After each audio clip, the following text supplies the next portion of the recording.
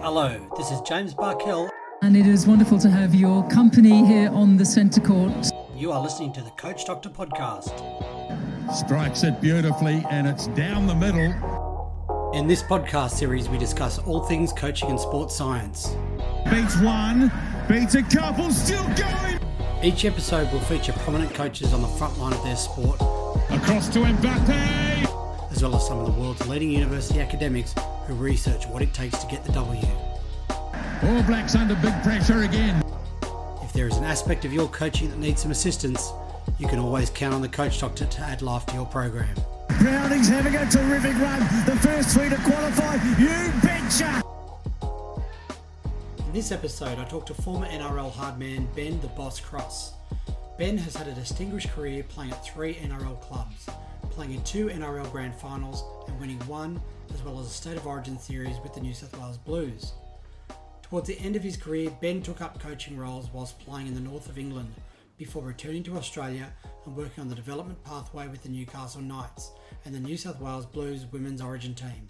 Ben was later offered an assistant coaching role with the Brisbane Broncos that didn't end up going to plan, and he discusses the tough times professional coaching can throw at you and how he dealt with that time in his career. Ben, first of all, thanks for coming on, mate. Really appreciate your time. Do you want to just give us a bit of background to where you are at the moment and a little bit of an inside info into what you're dealing with personally at this current time? Isolation at the moment. Picked up the lovely COVID, probably going back 2 Saturdays ago now, and knocked me for 6 actually. I was hospitalised on Tuesday night with just tightness on my inflammation in my lungs and pressure in my heart, and yeah, it really knocked me for 6. So I've been bedridden for about the last week and a half and just starting to come through the other side of it now. So the family's isolating with it. Daughter and wife got hit pretty hard by it. So it's definitely out there and it's definitely real. And it's, Wow. Yeah, missed out on training the last week and a half, but come through the other side of it now. So feeling a lot better and just need to get back out there and get my hands dirty with coaching. That's the frustrating part about it. Not being able to be with the boys and especially after the Christmas break, unfortunately. Yeah, that's no good, mate. So I didn't know it was that bad. You actually had to spend some time in hospital. Yeah, mate. It's it really knocked me for 6. Just tightness in chest, and yeah, they just said they had inflammation on the lungs from coughing and phlegm build up, and just the symptoms of it. Really? Yeah, wow. Well, mate, all the best for your recovery. Thanks, mate. Hope you're all better soon, mate. Getting there soon, yeah. That's the way. Mate, just quickly, we're going to go back to some of your early career as a player before we move into your coaching career. You started your playing career at the Raiders under the coaching of Matthew Elliott, and in 2003, the team was just pipped for the minor premiership at the end of the season. I think it was Matt's second year coaching in the NRL. And I think it was your first year as a player. Correct me if I'm wrong. Yeah. What did you get out of that season as a rookie player? It was a fairly rapid rise because in 2002 I was playing in France and came back and played in the Canberra local competition, and I just got picked up by the Raiders reserve grade from an open trial, and then just progressed my way quickly through the reserve grade side into the first grade and made my debut. And I only got to play 3 games that year. They had a really strong team. As you said, they just got pipped by the minor premiership. But we went on to win the reserve grade competition, the New South Wales Cup in 2003. And we had a host of players that went on to play long NRL careers. Michael Wayman, Mark Bryant, Marshall Chalk, Todd Carney, a number of players that played a long career as well. So we had a really good reserve grade team, which was underpinning the first grade side. So that really helped them play really well. And it was a good introduction into first grade as well. We had guys like Ruben Wiki and Jason Croker and Simon Wolfwood there to learn off. So my first grade game, I think I played with Jason Croker's 250th game, and my second game I played Ruben Wiki's 200th game. So I'm just at the start of my career and I'm playing with these legends again, playing 200 plus games. So that was pretty awe-inspiring as well. Yeah, that would have been pretty exciting for a young player playing in his first couple of games, playing alongside some of those legends of the game. Would have been great fun. Mate. It was, yeah, and learned a lot of them. Yeah, awesome. Mate, in 2007, you went to the Melbourne Storm, and I think you played in 2 grand finals, 2006, 2007. What makes the Melbourne Storm such a powerhouse in the NRL? Um, their isolation helps because you create a lot of connections with the players around you. They become your family. They become your close-knit friends.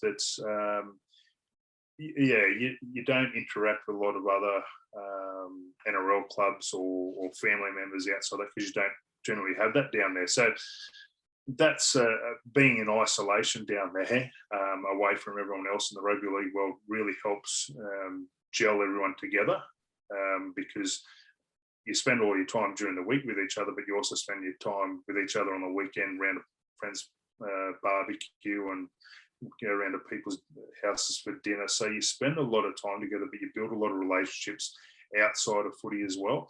But then again, you've got the balance right of the same head coach has been there for nearly 20 years.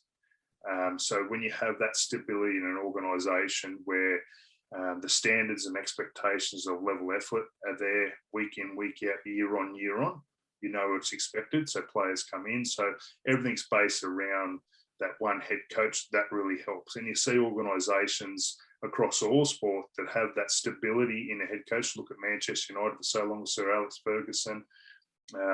Trent Robinson with the Roosters now been entrenched there for quite some time. That stability and those standards can be implemented by one guy for so long, builds that success and level of expectations and just a level of effort. They recruit on characteristics of good people and just looking for players that are downright willing to put in a lot of effort. And sort of try to base my coaching around those philosophies as well. So, yeah, there's not a lot of secrets to their success down there. And you can talk to Craig Bellamy. He's an open book about what they do down there. And it's just a bucket load of hard work and effort, pretty much, and being accountable to those things. Looking back at your career as a player, were you always motivated to work hard, or did the Melbourne environment bring that out in you? Yeah, definitely. I think that was a bit of an attraction when Craig recruited me to the club as well. I actually said no to Craig back in 2003, not when he played. I was new to the game, but only just, as I said, only just debuted, and I wanted to stay at Raiders and learn off those guys that I spoke about before. So I think I wasn't ready to go to a place like Melbourne Storm, and who was Craig Bellamy then as well? Like, he was only his first year of coaching. So went there at the right time. He recruited players that worked really hard, and thankfully I fit that mould. And then the characteristics of all the people down there were all of the same mindset, that you just push each other along. And the guys that aren't that mindset, they get weeded out, pushed out of the club fairly quickly. So to get recruited by a club like Melbourne Storm is a great reflection on yourself as a characteristic of a person, first and foremost, and then secondary as you as a player. And then always going to be there's players that can't handle the level of scrutiny and expectations down there, so they just get moved on. Which is a good reflection of why they've been so successful. And I can imagine other organisations through the Des Hasler era where they were successful at Manly and Roosters and other organisations that are successful have those higher standards. That's not everyone's standard that they accept to or strive to. So that's a lot of their success is based around that as well. Yeah, thanks.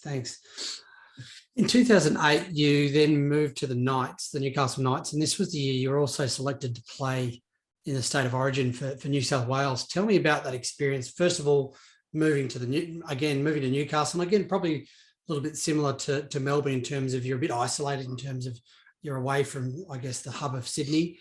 And then also your experience at the Knights and what led to state of origin. Yeah, the Knights was a move that came by a bit of salary cap restrictions at Melbourne there, where I just got squeezed out of the club. And Craig actually talked me into going to Newcastle. He'd spoken with Brian about myself and knew that I needed to leave the club, and there was a couple of other clubs that were interested, but he'd played in Newcastle competition and just knew the type of person I was, that Newcastle would be a good fit for me, or another club, a one-team town, working class sort of town as well. And Brian was implementing a fair bit of change there at the club, and there was a fair bit of upheaval. So going to the club initially wasn't as easy as I was at first thought. I didn't really understand a lot of things that had gone under the table with Brian moving players on and the change of roster. I just saw it as a new club and a new opportunity, but there's a lot of other stuff that went along with it as well when I got there and really understood the lay of the land. So that was a little bit tough to sort of initially get my head around and being accepted by the people that happened as soon as I started playing my footy. But there was a fair bit of upheaval at Newcastle at that time, which I had to deal with inadvertently. And then, not funnily enough, hard work paid off. A couple of really good years at Melbourne Storm, and then a good start to the season at Newcastle, and found myself off the back of I had a really strong game in the City Country game. We had a draw there down at Wollongong, 22-all, I think it was, and had a really good showing there and forced my way into the Origin side, which was their dream come true. Yeah, and tell me a little bit about that Origin experience. Yeah, well, got a win the first game. It was unbelievable. At that time, it was pretty slim pickings for New South Wales at the time, and Craig Bellamy was the coach, and he was his first game. And unfortunately, I broke my thumb pretty badly in the first game, missed the second game, and the second game was a bit of a whitewash. We lost 30-0, and then just the typical quality of what Queensland had came through fruition in the third game.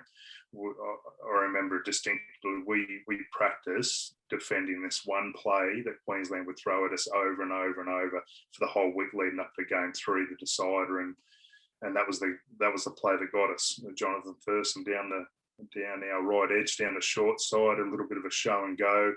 Unfortunately, I think we had a player out of position, couldn't quite get him, show and go, took the inside shoulder, passed the ball back to Lockyer on the inside and scored underneath the post. So we were close enough, but we just weren't quite good enough. But that was the quality of the players we were coming up against, that we practiced all week for this one play, and it still got us. Yeah. But we did 95% enough played well enough for 95% of the rest of the game. It was just one play that turned the series, and unfortunately that was Danny Badira's last series, and we couldn't send him out at a winner, and that was my last Origin as well. I ruptured my bicep in 2009 and was selected for the team, but missed out the season there, and so be it. That's just how footy goes sometimes. But the experience and to be on the field with those other players of that calibre knows that you sort of arrive, and I felt like I belonged. Played respectively and held my hands up and did myself proud. Yeah, mate, it must have been a great experience. And how does that rate, I guess, in your career as a player? Yeah, it's right up there. Look, you have all these different achievements that you do throughout your career. And some are for yourself and some are for other people. And I really had a sense of pulling on that Blues jersey was for everyone that got me to that stage. As weird as it sounds, that wasn't for me. That was for my under-14s coach when I first played rugby league. It was for my under-18s coach, for my under-16s coaches, for my coach at Brisbane Blues, my coach over in France, all the players that I've ever played with. Pulling on this jersey was for them. And it was a reward and a thank you for their efforts that they instilled in me. It was a really weird, euphoric feeling that this isn't for me. The premiership was for me, the hard work and teammates, but the Origin jersey was for a reflection of them, and being a proud New South Welshman who played all my career in New South Wales, that I was actually able to now do the state really proud that it invested so much time and effort in me to bring me up as a player. Yeah, mate, awesome. Just going back to that experience at Origin, again, you had Craig Bellamy coaching you again after your stint at Melbourne. You were now in the Origin camp with Craig Bellamy. What was the difference in the coaching style that Craig Bellamy had to adopt, or was he exactly the same as he was at the Melbourne Storm? Yeah, that's probably only Craig's coaching flaw, that he was criticised at the Origin level, that his best impact is building relationships with players, and you build that trust and that care factor, where throwing a bunch of very talented rugby league players together for a short amount of time, that's hard to create that care factor and that continuity. And he had a whole lot of different personality types that he probably didn't really understand as well as what he would have. Where sustained period with same type of guys at club level, you can do that. So not that he wasn't a good representative coach, that just probably wasn't his forte. Yeah. He was really good at that personal relationship building that trust, building that want and that desire. Technically and technically at the origin level, like he never leaves any stone unturned. You knew going into the game, your game plan, your role, your job. But it's so much more than that, footy coaching at that representative level. And it was just probably a lot of the other players hadn't spent that much time with Craig, really understood that was his intricacies and how that worked with Craig. It's just two different beasts. That's why you see a lot of good representative coaches that are really good, like the Mal Meninga figurehead, or inspiring, connecting people, pride in the jersey, and he might leave a bit of the technical sort of stuff to his assistants, where Craig's a holistic approach to coaching is that player connection, understanding your role individually and how you affect the team with your actions. So the club coach and representative coach is two different beasts, and he was probably unfairly scrutinised for his success there. And bloody hell, look at the team that he was coaching against. Yeah. Half of his team was players that he developed and spent a lot of time and effort in, so they knew him as well as he knew them inside out. So that was a pretty talented Queensland team for that period of time as well. It was a very talented Queensland team. And obviously that idea of Craig developing like the family in Melbourne, you've got a long, long period to do that, to develop that family or that community in Melbourne, whereas that very short period at Origin time, where you might only get access to the players for a week or 4 days prior to a game, then they go off again, and then they come back for another 4 or 5 days prior to a game. So you don't have that consistency of the messages that the coach is trying to, I guess, send through to the players at that stage. Yeah, exactly right. Exactly right. Yeah, mate. After a couple of years at the Knights, you had a couple of injuries. You made that move to the UK to play in the Super League. How do you compare Super League or playing at that level in the Super League to the NRL? Yeah, probably the intensity at the NRL is just there every week. You don't see quite as many upsets over in the English Super League. Like there are quite a disparity between the top 4 teams and the bottom 4 teams and the middle 4 teams. I think there's 12 teams, the competition now over there. So, and it's just through the level of funding per club over there, like they are privately owned. And geographically where they're located as well. You've obviously got your teams in Yorkshire, your Leeds are really strong, obviously been a demise and drop off of Bradford Bulls, so Leeds have about to pick up a lot of those players, and Castleford have now sort of emerged as a powerhouse over there. And then on the other side, Lancashire, Wigan and St Helens have always been quite strong and warranted as well. So it's very limited to the quality of the talent that gets filtered through as well, locally grown. And so they are the clubs that put in a lot of effort at their academy levels, with your Wigan, Leeds, Hull FC that do that, in Warrington as well, that pays off. And teams that just can't afford to be able to put a lot of that infrastructure and that resources into that lower level don't get the rewards of those players. Those players get picked up by bigger clubs later on because they know they're a better chance of having success. So, but the competition itself is a lot of fun. Like you've got 4,000 people in the crowd, and it sounds like there's 20,000. They're sitting right on top of you. They're quite honest in their appraisal of you as a player and tell you things about your mother that you probably never thought you'd ever hear. So, like, you're really engaging with the fans, and there's just song and dance throughout the whole game. And yeah, the soul of the earth, the people, especially.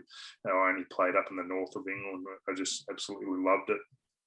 Yeah, sounds like it would have been a great experience. And I think if even I just watched one of the Sydney Test at the Ashes, and with the small amount of English fans there were with the Barmy Army, they were still the songs and the carry on was still so loud and still so vibrant. I mean, they really know how to support their teams over there. And obviously, as you said, like when your team's not going well, they also know how to give it to Oh, you. yeah. They're through thick and thin, definitely. Look, I had a bit of time there at Widnes Vikings. They got promoted up in the Super League, so they were virtually a second-tier team playing in a professional competition. So they found it really hard, but over the second year, we got a little bit better, and they got a little bit better after I left as well. Unfortunately, now they've dropped back to the championship level, but that's sort of the nature of the beast over there with ins and outs of different owners and funding that, they can have a little bit of success, but they drop off the face pretty quickly as well. Yeah, okay. After finishing up in the UK, you returned to Newcastle and you took up a coaching role with the Knights. How did you find that transition from being a player to coaching? Was it something you always wanted to do? Yeah, it was. I was coaching under 16s and under 18s team over in Wigan St Pat's while I was still playing. Always knew I wanted to coach. Just always a student of the game, and just wanted to give back as well. So that sort of led me into that coaching while I was still playing. So I say to all players, if you want to improve your game as a player, go and coach someone and find out how hard it is to coach someone how to tackle better or pass better, and then you'll be able to take things out of that as well. So that was really enjoyable. And then reached out to Rick Stone, who was the head coach that I played under at Knights. He was now the reserve grade coach at Knights. Said, I'm coming back. I'd like to do a bit of coaching. So he got me on board straight away as an assistant coach with the cup team there, and had a bit of success. 2 years there, got a grand final and then a premiership in the second year. So had a lot of dealings with a lot of the players that have in the current NRL squad there at the moment. Now, Lachlan Fitzgibbon, Safidi brothers, Denny Levi. So a lot of those core group of guys that are there now or moved on. It was good to be the early part of their professional career as well. Yeah, okay. And you mentioned before that your experience at Melbourne sort of influenced you a little bit in terms of your coaching, but who were some of the other influences, or what else influenced your coaching? Nearly every coach that I've been involved with, good, bad and indifferent, you take little bits and pieces from all the coaches. Craig Bellamy, obviously, with just pure honesty and direct appraisal of players, no ambiguity. You knew where you stood with him as a player, and I feel that's really important that players should. I had a couple of coaches where you'd always be walking away and sort of second guessing what he was trying to say, and you don't want players to feel like that. That's just not good for their playing health. They need to know what they need to do to get better, what they should stop, and where's room for improvement. So it take a lot from a lot of different coaches. Rick Stone had a real relaxed approach to his coaching, build really good relationships with his players, and that's one thing that I've found for all the good coaches I've been a part of. It's just about the relationships you have. Look, you're not going to be best friends with all your players, but you've got to have a relationship where you find some common ground. That you can always find some common ground with your players, and understand why they're playing the game and why they've decided to play at your club, whether you can sort of delve into that and tap into that for their motivation, intrinsically and extrinsically motivated them as well. So, yeah, there's a lot of things that I've taken from a lot of different coaches, and things that I've learnt from coaches not to do as well. So that's just as important. Go, you know what, I probably wouldn't do that. So won't be picking up that part of their playbook. Yeah. So let's use Craig Bellamy as an example. You talked about him being really honest and upfront with you. In his communication style, would it be, Ben, you've been dropped this week because you've got to work on your line speed, or, would he be really specific and give you like detailed information, or would it be more like, mate, you're playing shithouse at the moment, you need to work on your game before you're going to be looked at again in first grade? Yeah, all good coaches are fairly specific, like they have to be, or otherwise players need to know what they need to get better at. And my philosophy is, if I drop a player and I don't tell him what to go and improve on, and I need to bring him back up to play again, I'm only going to get the same player that I dropped previously. So he hasn't gone away. He doesn't know what he's had to do better, he or her. So be really specific about areas of improvement, whether it's your conditioning, whether it's your defence, whether it's about being strong on your inside shoulder. You run the ball a little bit harder, actually fight to play the ball a little bit more. These are tangible things that players can go away and work on, and they've got to be tangible things as well. Like just saying to someone, mate, you've got a bad attitude. got to go fix that up. Well, how do I fix up my attitude? What do you need to be seen? What actions do need to be seen to me? So you've got to give tangible actions for players to go away and work on, so you can be objective in your appraisal. Yeah, I think that's what Craig was, and that's what all good coaches are. Yeah, I think that's some really good advice because, I think a lot of coaches find it difficult it's really easy to praise players and give players some positive feedback, but giving them that appraisal or that sometimes, I don't know if you call it negative feedback, is sometimes the harder part of coaching. It's a really hard skill because you don't want to upset people. You don't want to hurt their feelings. So that aspect of coaching, while it's really, really difficult, it's a really, really important part.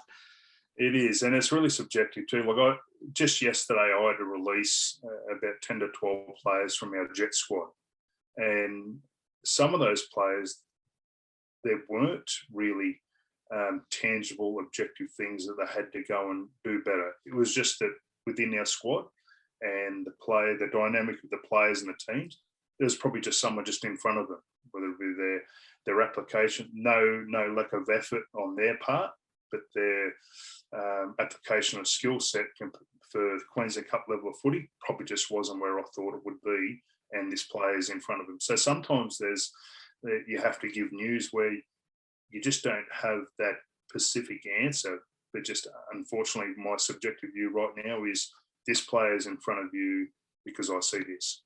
Yeah. And that's not forever for you, that's just for now.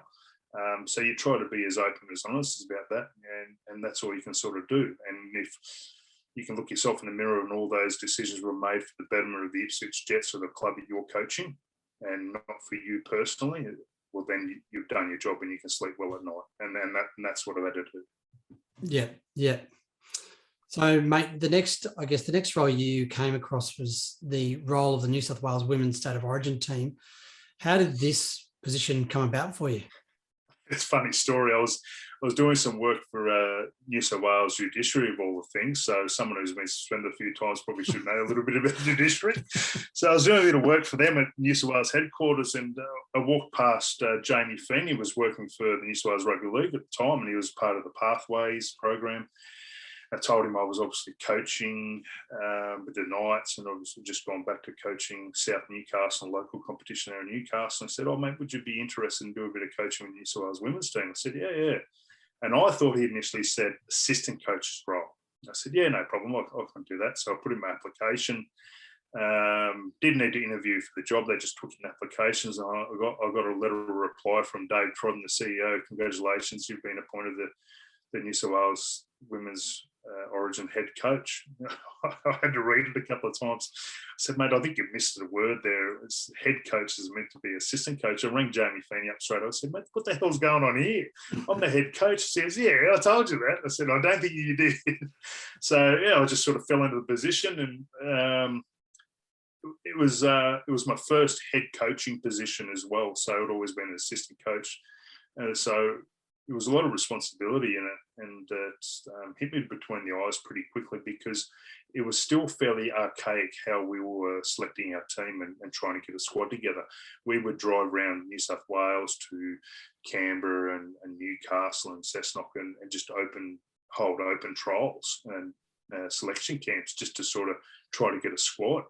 And then we'd get about a squad of 24 and do about 10 to 12 training sessions weeks leading up to the game, and sort of dwindle down our squad to our final training squad by the end of it. So still, we were out there looking for the players, as now the players come looking. You don't have to go far to look for the players. They're playing in quality competition. So, and that was back in 2016. So it was still fairly amateur how we had to go about our program, but with the help of Jamie Feeney and myself, we sort of really developed the program into what it is today. And we're both obviously moved on from New South Wales. But I know Jamie did a really good groundwork in setting up success of not only the women's program there, but the boys' pathways program as well, which is coming through fruition. But yeah, sort of just fell into that role, and we were lucky enough that I had some really good players that were just starting to really get their opportunity to play at that level. Kezzy Apps, Isabel Kelly, Sam Bremner, they were just on the cusp of starting to come through. And we were able to beat Queensland for the first time ever in 19 years.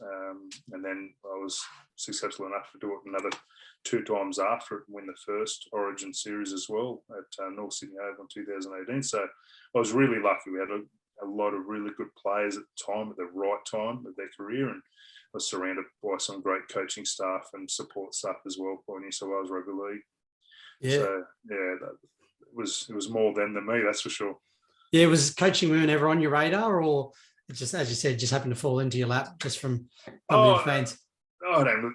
Coaching's coaching, whether it be I've coached from the sons under 6s through to 8s to under 10s, 12s, and my daughter's primary school rugby league team. And my coaching's coaching, whether it be women or men or boys. I don't see the really difference of it. You're still just helping people improve in the game. Yeah, beautiful. Would you consider a coaching role with the NRLW at some stage? Yeah, definitely. That's the best thing about it as well. Now, we've always been limited to professional coaching positions in Australia, and worldwide. There's only obviously the NRL and the Super League, and there's only so many head coaching jobs. There's only so many assistant jobs as well. So now the development of the women's professional game, and hopefully that they will become full-time positions in the near future. It opens up employment opportunities. So yeah, definitely open to a women's NRL position in the near future. Yeah, awesome. So after that Origin, or I think while you were coaching that Origin side, you were also coaching the South Newcastle Lions. And correct me if I'm wrong, you coached that side to a premiership in 2018. What do you think led to winning a premiership? If you think back now, what were the big rocks that made you successful in getting a premiership? Was it the players? We refer to the cattle. Was it the players? Was it something that's specific you did as a coach or in your program? What do you reckon? It was a little bit of everything. I was assistant coach there in 2016 under Todd Hurrell, and we'd won the competition. Then I took over as head coach for 17 and 18, and we got semi-finalists in 17. A bit of a changeover of personnel. Probably won't anywhere near as strong as the year before with our personnel. And then for 2018, I sort of had to be a bit smart about our recruiting. We weren't flush with cash in that Newcastle competition. We're a really good cultural club where we were located close to the beach in Merewether. So I had to get creative on how to attract players to the club. And Simon Wolf was the head coach at the New South Wales Cup side of the Knights now. And so I worked closely with the players there that if he was recruiting players to the club to play New South Wales Cup, I'd try to get in and recruit them to the club and sort of just making an environment where it was a really good culture and fit for players. And that's sort of with my relationship with coaching with the New South Wales Cup side in 2014 and 15, I was able to attract a few of those players when their careers had finished at that level to South, and just create an environment where they felt like it was a family, but also they got really good quality coaching with the staff that I had there as well. I had Matt Kennedy, who was a former NRL player with the Knights and a school teacher, and Joel McCafferty, who was a high-performance rugby league coach and a school teacher as well. So I made sure I had people around me that knew how to coach and knew how to educate really, really good as well. And just sort of, and we lost our first 3 games in 2018. So we ended up winning the competition. So it was always about patience and perseverance. And the players were wonderful. We just had a good core group of players that really wanted to play for each other. A lot of local-based guys as well. That Tex Hoy, he didn't play in the first grade side, but he was at the club at the time. It was just a good balance of good people that were willing to work hard. And we weren't probably the most talented team in the competition, but had a lot of guys that just wanted to play for each other.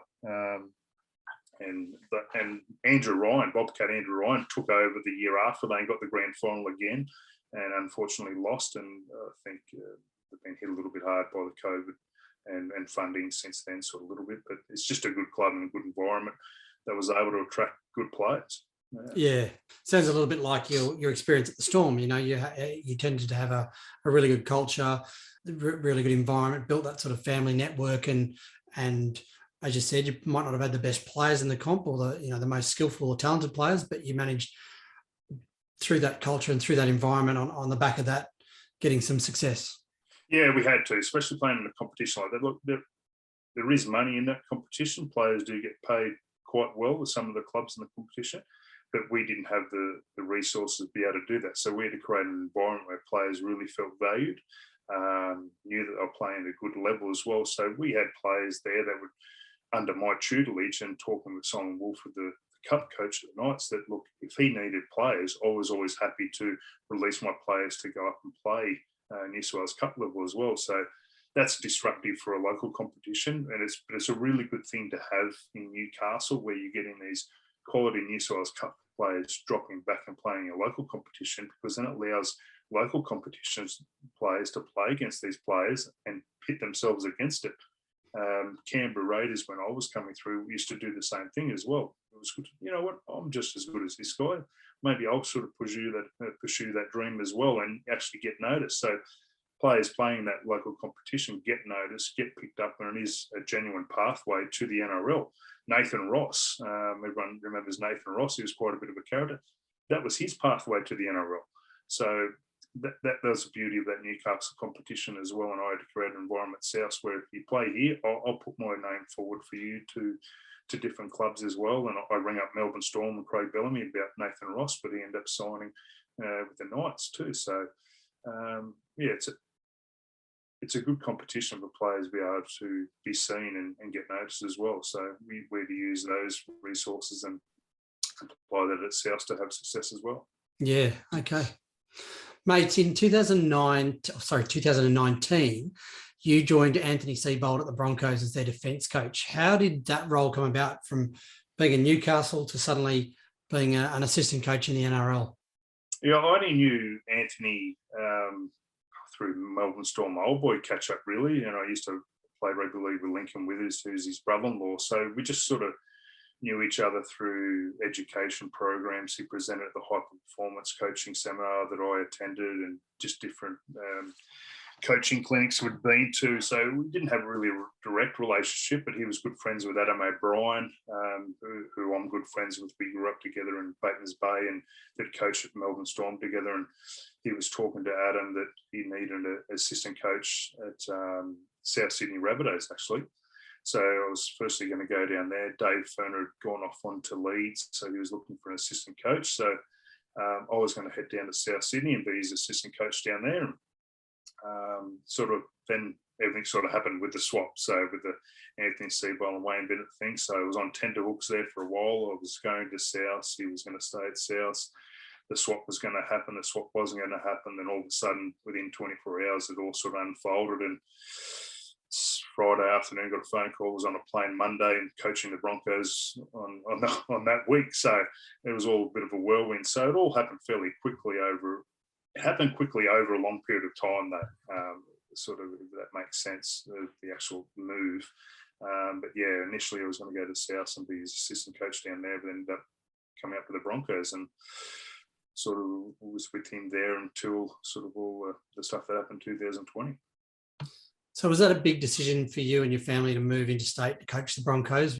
Yeah, it was. And my wife knew that I wanted to pursue coaching career. And I'd sat down with actually Nathan Brown at Newcastle Knights, and she said, look, you're going to have to move if you want to really pursue a coaching career. And I said, mate, I'm willing to do that. And I was still hopeful of potentially getting a position at Newcastle there. And all of a sudden, phone call, and the family said, look, we're behind you 100%. I moved up first and the family second. I think the kids were still young enough as well.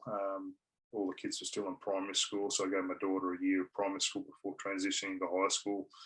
And we actually had family up here in Queensland. My in-laws live up at Margate. So we'd never had any family wherever I'd lived my whole football career. So that was a nice change. So kids got to be close to their grandparents. And yeah, we moved up and we're family entrenched into Queensland, Brisbane life. Kids are loving it, wife's loving it. So hopefully we're here for a long time to stay. And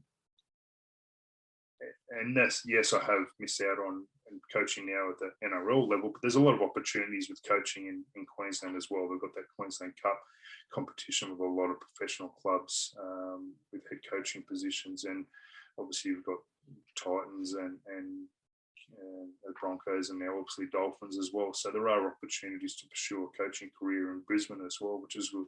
I was going to ask you what went wrong at the Broncos. I've listened to Anthony Seibold present in a couple of different formats, and he comes across to me as a really intelligent bloke that knows a lot about coaching.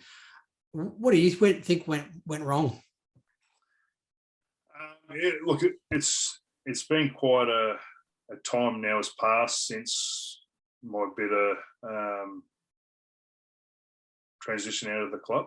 So, speaking quite frankly and honestly, I just don't think he connected well enough with the playing group initially, and I see it as a bit of divorce between the club being the mother and the father was obviously Wayne Bennett, and there was a divorce, and a new dad came in essentially, and all the children were all the players.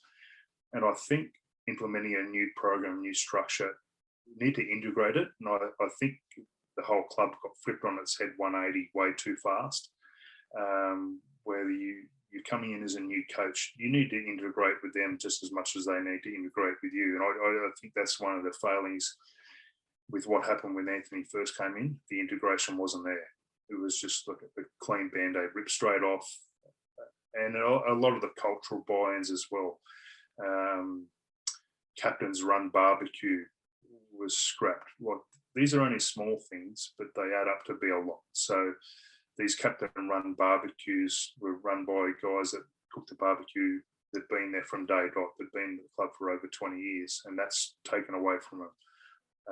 Former players and their wives and girlfriends are all invited to those barbecues. So that's a sense of connection to your past, connection with players' wives and girlfriends to that barbecue.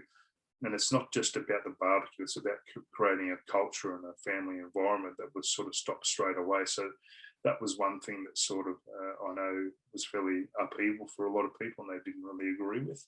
And just the change of structure in the game plan as well was probably too much initially for the players. That the playing group that he had at South Sydney, he'd already had that relationship with as an assistant coach while he was under Michael Maguire.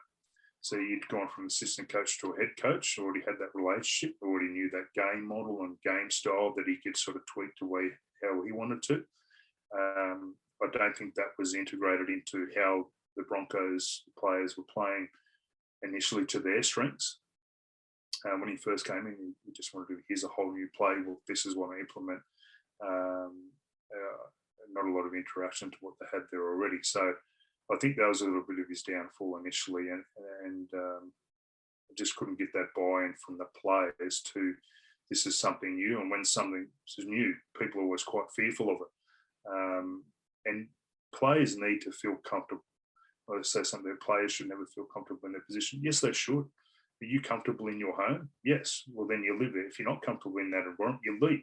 So people need to feel comfortable in the environment they're at, so they play at their best of their ability and feel connected with players and people around them. So I just don't think that first that connection was made or was tried to be forced to be made too early.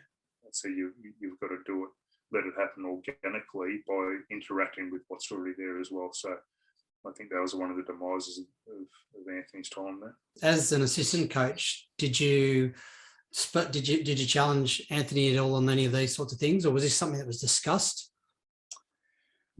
Look, I knew my place as an assistant coach and as a junior assistant coach. That sometimes it's just a yes sir, no sir, 3 bags full type of thing.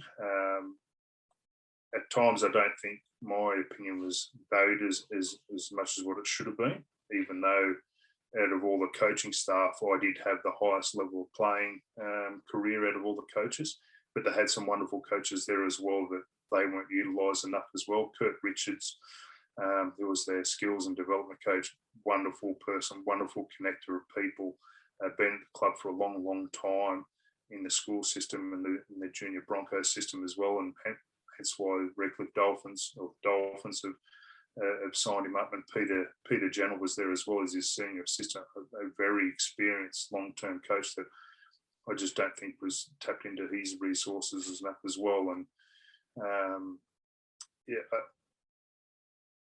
you felt you were a little bit micromanaged. And look, I've got a skill set and a base that yes, it's part of his job as well to develop you being the head coach, but I just don't think he realised everyone's own potential and tapped into everyone else's potential as well there at the club. Do you still maintain contact with Anthony? You guys still got a good No, relationship? No, look, there was a lot came out of the fallout with my fairly publicised court case with the Broncos, where I felt like I was unfairly dismissed, or I was made redundant through the COVID period of 2020. It was one of the only senior assistant coaches in all the NRL to actually lose their position. And then we had the 6 weeks hiatus of the competition being on pause. I got let go after week 2.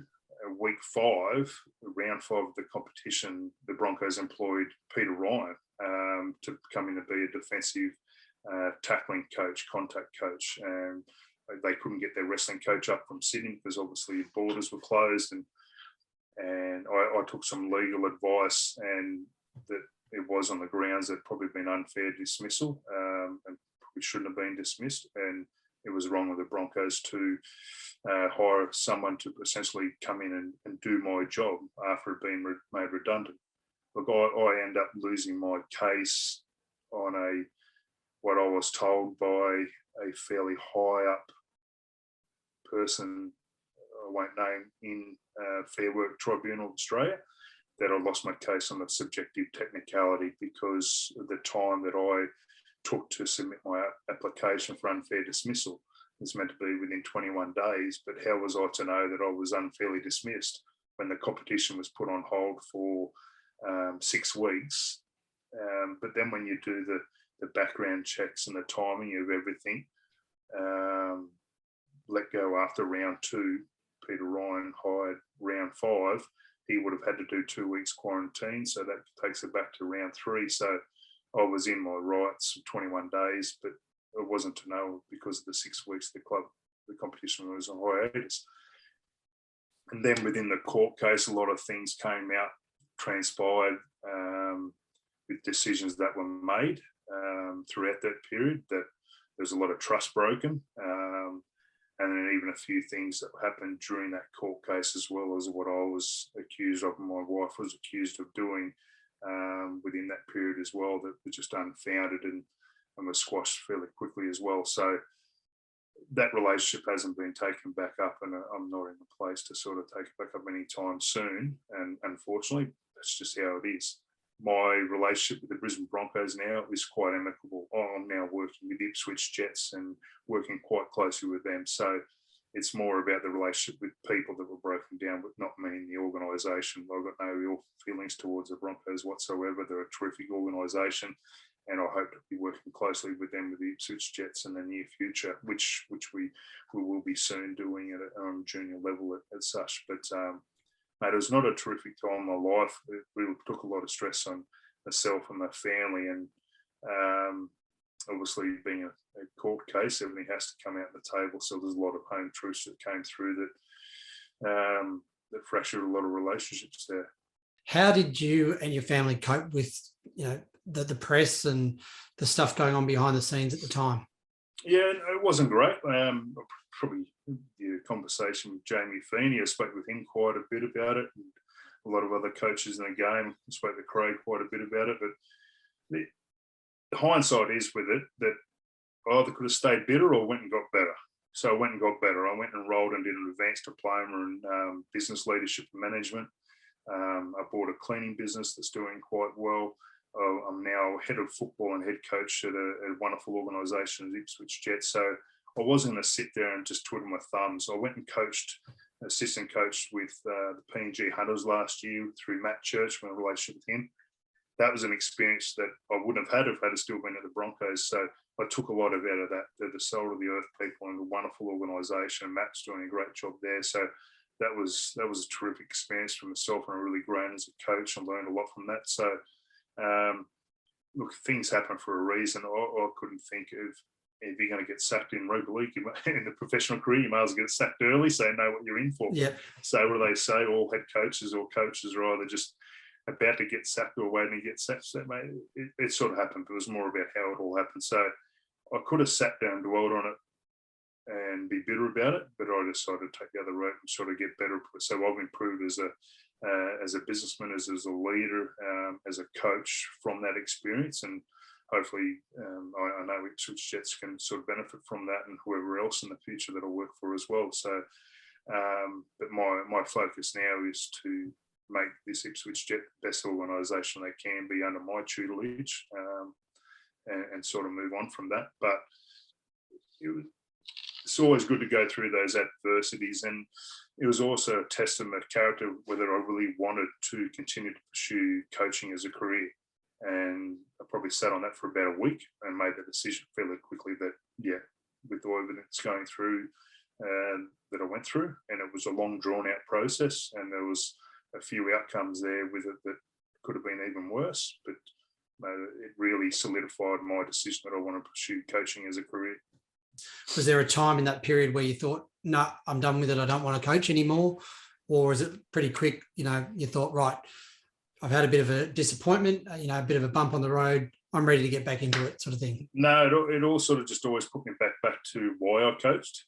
And it always came back to this, it's not for me, it's to hopefully help someone have the career that I had, because I wouldn't have had my career without good coaching. So that's what I always brought it back to. And I thought, well, yeah, I've just got to keep on coaching and find a way to make sure that that's my passion, that becomes my livelihood. Yeah. Ben, I really like what you said. I don't want to get bitter, I want to get better. I think that's a really good attitude to have. And you mentioned how you attended a few courses, started doing some other things within your life as well to get better. Yeah. You also talked about talking to people. So when you talk to guys like Jamie and Craig, what were the sort of things you discussed? Was it you were talking about your own like mental health, your own sort of feelings, or were you talking more about how can you sort of get back on track? Yeah, there was a little bit of venting in there, which you need to. There was a little bit of venting about frustration, but also just soundboarding them for ideas to do and go away and find ways to improve as well. Craig was just a bit of a sounding board of things that I probably should do to improve as a coach.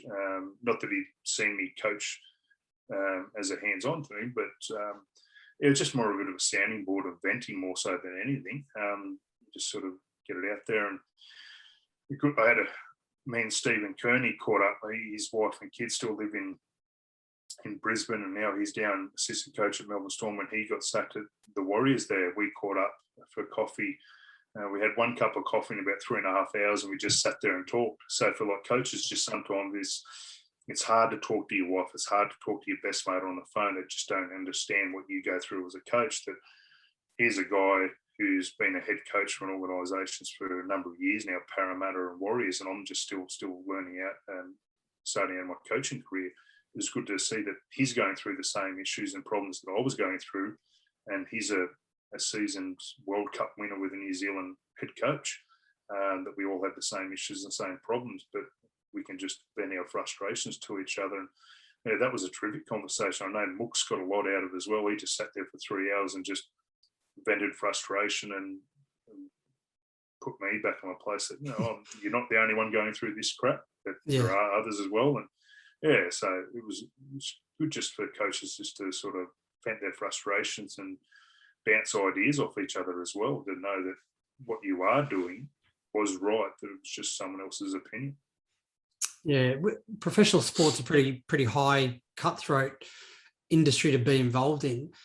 Do you find, like you just talked about talking to, some of your peers, does it put pressure on family relationships as well? How do you deal with that? Yeah, I haven't been probably the best about compartmentalising that and separating the two, and I'm trying to get better at that. And with this role with the Ipswich Jets, it's a lot easier now because it is my full-time position, and I've got the role of head of football as well. So I'm not just coaching; I'm doing a lot of other different aspects as well. So yeah, you probably, that's always a balance that, you know, always need to, that I always try to do, that once I'm in my car, it's, I sort of drive home with no radio and no podcast on, and just sort of debrief mentally about the day.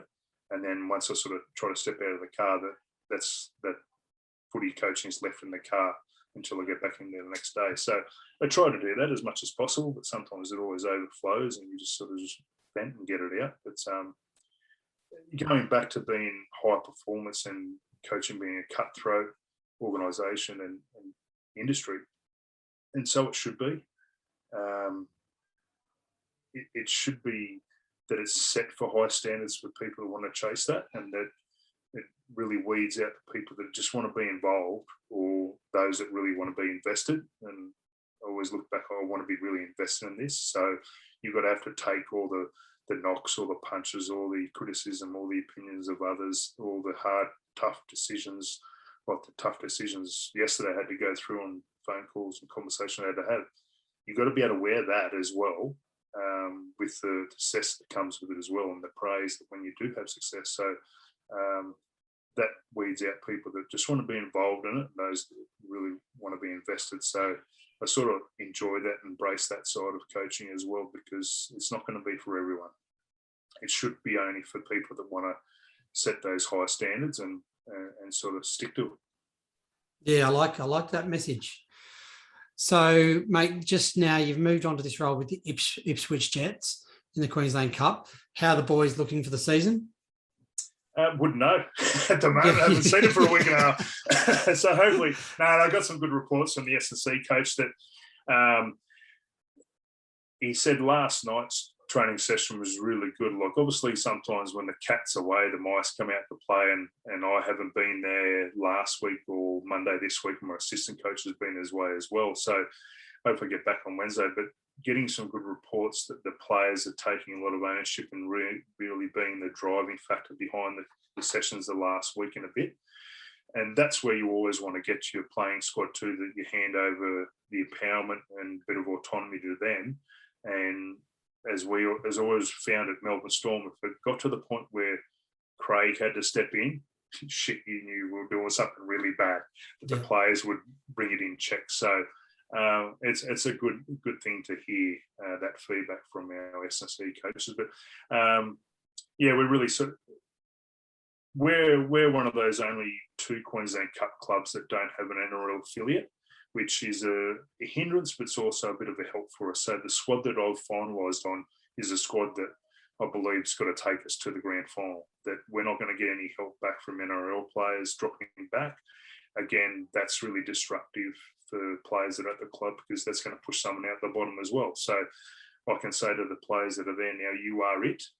There's no one else coming in. It's your position to lose because of the efforts you put in the training field and your application on the playing paddock, that you're not going to lose your position because someone from the Broncos or Titans are going to be dropping back. So it's a double-edged sword that we would love to have an affiliate with an NRL team, because it helps resources, reduces a little bit your salary capping expenditure. But also on the flip side, I can say, well, this is our squad. This is what you're going to do. So it's your position to sort of hold on to. So the guys are tracking really well. Again, it's a integration. I've got to integrate into them as much as they've got to integrate to we. Ipswich Jets have played quite a different type and brand of football over the last 11 years under Kieran Lander and the Walker brothers, which sort of polarise a few people in the style of play. I go back to a bit more of a traditional style of rugby league, playing direct over the advantage line type of thing. So I need to adapt to their ability just as much as mine. So this is a process they're going to have to take over a couple of years to sort of get to the point where I feel really comfortable in our style of play. And it's really hard to change habits. Like, habits form over a long, long time. So we need to implement new habits over a long, long time as well. So success will be sort of, I believe this year for the Jets, is just improvement of where they were from last year. There is a change of personnel as well. So they're going to have to integrate to players that are there, and they're going to have to build up relationships between players as well. And then again, by the end of the year, there's probably going to be a change of personnel going into next year as well. So that integration of myself with them with me, and new players coming in is going to take a little bit of time. But I can see some good writing on the wall for the club.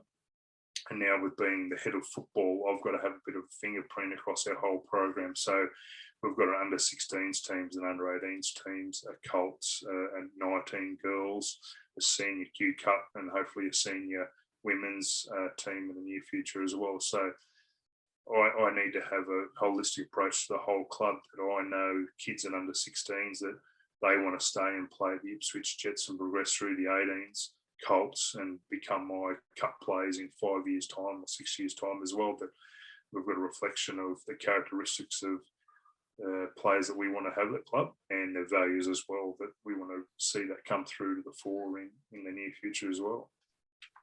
All right, thanks for that. Obviously, you're going through a COVID isolation period yourself.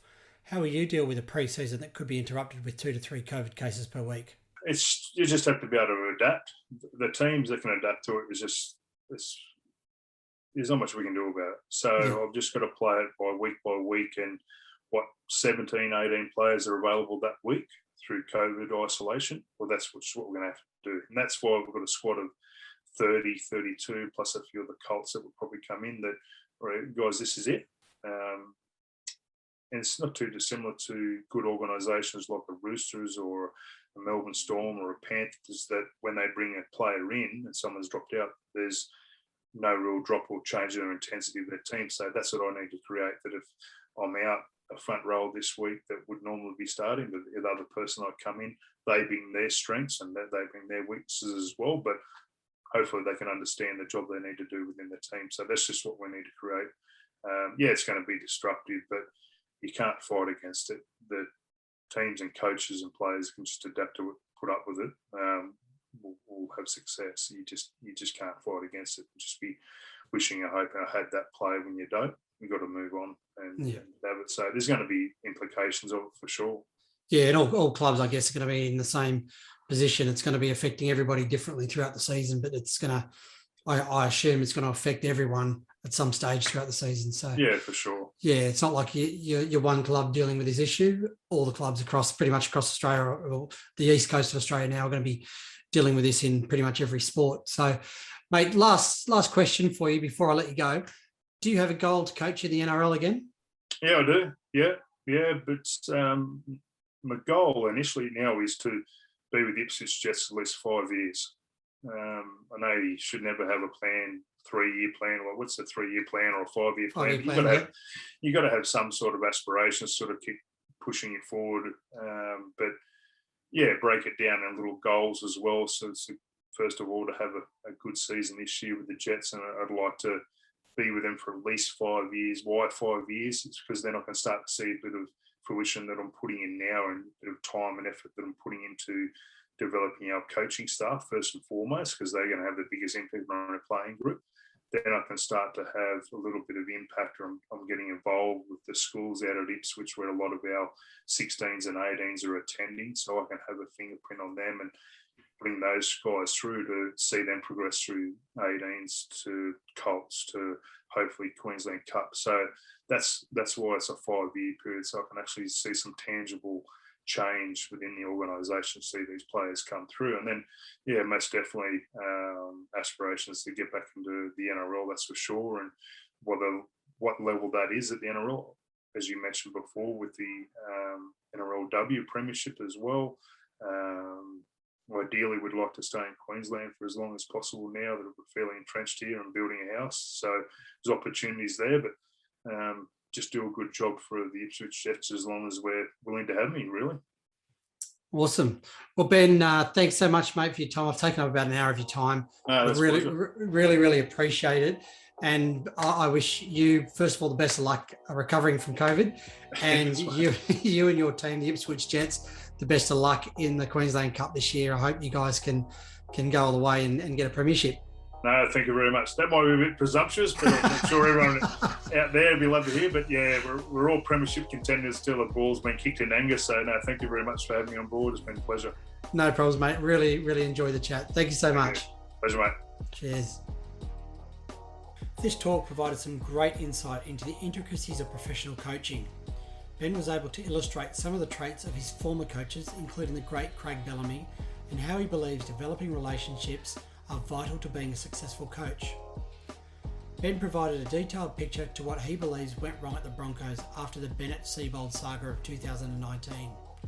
After his sacking from the Broncos, Ben used the term "get better, not bitter," which personifies Ben's resilience after dealing with a very publicised sacking. He went out and completed leadership and business courses, developed other areas of his life, and came back a stronger man following the ordeal. There is plenty to take away from this chat with Ben, and I hope you enjoy it as much as I did. If you're enjoying these podcasts, please make sure you like it and leave a review. And also follow me for updates on the podcast and other coaching matters on Instagram @TheCoachDR. Thank you, and catch you next time.